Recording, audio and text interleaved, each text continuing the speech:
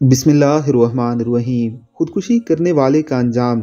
अबू हुरैरा रज़ी अल्लाह ताला अन्हो कहते हैं कि नबी अकरम सल्लल्लाहु अलैहि वसल्लम ने फरमाया, जिसने लोहे के हथियार से अपनी जान ली वो क़यामत के दिन इस हाल में आएगा कि उसके हाथ में वो हथियार होगा और वो उसे जहन्नम की आग में हमेशा अपने पेट में गोमता रहेगा। जिसने जहर खाकर खुदकुशी की तो उसके हाथ में वो जहर होगा और वो जहन्नम की आग में हमेशा इसे पीता रहेगा।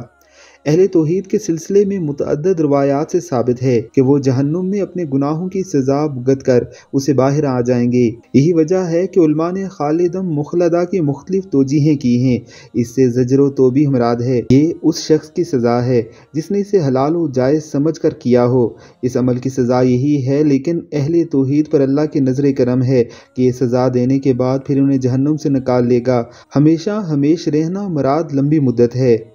याद रखिए कि आजकल बाज़ लोग मुख्तलिफ़ किस्म की गोलियां खाकर भी खुद को मारने की कोशिश कर रहे होते हैं। कभी नींद की गोलियां खा लेते हैं तो कभी कोई दूसरी हाई डोज खाकर खुद को ख़त्म करने की कोशिश करते हैं। ऐसा शख्स कभी भी निजात नहीं पा सकेगा कि ज़िंदगी अल्लाह रब्बुल इज़्ज़त की अमानत है, इसमें कभी ख़यानत ना कीजिए।